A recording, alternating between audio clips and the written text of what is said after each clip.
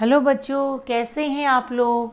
आज मैं आपको चौथी लाइन के व्यंजन को कैसे लिखा जाता है और इससे कौन कौन से शब्द बनते हैं मैं आपको बताऊंगी। चौथी लाइन का सबसे पहला व्यंजन है त। ठीक है, त को लिखने के लिए आपको क्या करना पड़ता है बेटा, सीधी लाइन खींचनी पड़ती है जिसको आप स्टैंडिंग लाइन बोलते हैं, इस तरह से। उसके बाद आपको एक बीच में स्लीपिंग लाइन और उसके बाद आपको नीचे की तरफ ऐसे आना होता है ये। ठीक है, और फिर इसके ऊपर आपको एक लेटी हुई रेखा बनानी होती है जिसको आप स्लीपिंग लाइन बोलते हैं ये। तो ये आपका बन गया ता। और ता से होता है बच्चों तरबूज, ता से होता है तलवार, ता से तबला। ता व्यंजन के बाद जो व्यंजन आता है वो होता है थ। ठीक है, और थ को बनाने के लिए बच्चों आपको सबसे पहले आपको बीच में यानी कि इन दोनों लाइनों के थोड़ा नीचे आपको अपनी पेंसिल रखनी होती है और एक सर्कल बनाना होता है इस तरह से। ठीक है, और उसके बाद फिर आपको नीचे की तरफ आना होता है ऐसे, इस तरह से बच्चों। और रुकने के बाद आपको इसके पीछे एक सीधी रेखा खींचनी होती है इस तरह से। ठीक है, और उसके बाद आपको इसके ऊपर एक स्लीपिंग लाइन लगानी होती है, लेटी हुई रेखा ये। तो ये आपका क्या बन गया, ये आपका थ बन गया।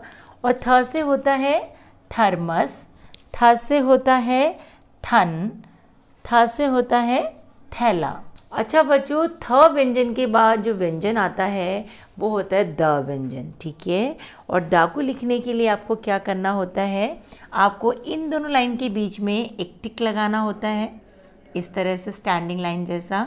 और उसके बाद बच्चों आपको जैसे आप सी के लिए क बनाते हैं, सी को क बनाते हुए आपको ऐसे आना है और फिर अंदर की तरफ से जाकर एक छोटा सा जैसे आप स्लांटिंग टिक लगाते हैं यानी तिरछा, इस तरह से बनाना है। ठीक है, और उसके बाद आपको इसके ऊपर एक लेटी हुई रेखा यानी कि स्लीपिंग लाइन बनानी है।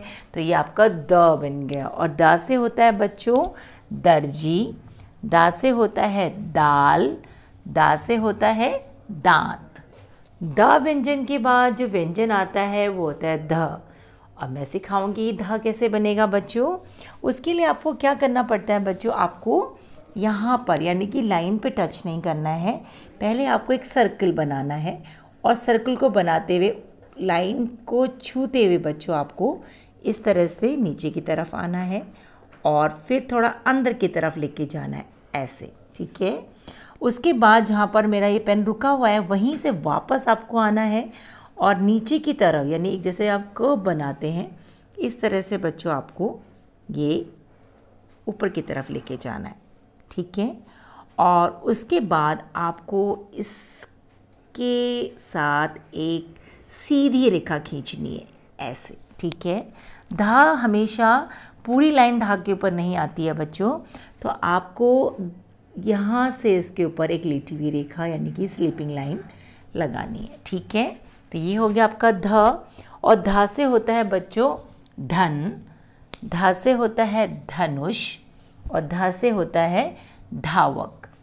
धा व्यंजन के बाद जो व्यंजन आता है बच्चों वो होता है ना। ठीक है, तो मैं आपको बताऊंगी कि ना कैसे लिखना है बच्चों। इसके लिए इन दोनों लाइन के बीच में आपको एक सीधी रेखा खींचनी है इस तरह से। देखिए, स्टैंडिंग लाइन आप इसको बोलते हैं।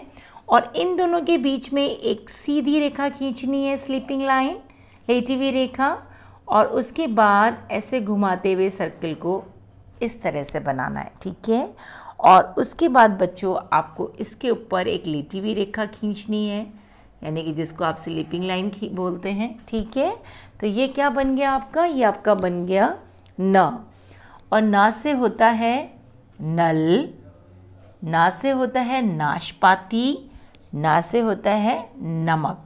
ठीक है बच्चों, तो आज आपने जो चौथी लाइन के व्यंजन सीखे वो थे त, थ, द, ध, ना। ठीक है बच्चों, आप इसका अभ्यास अपने घर पे कीजिएगा। Thank you.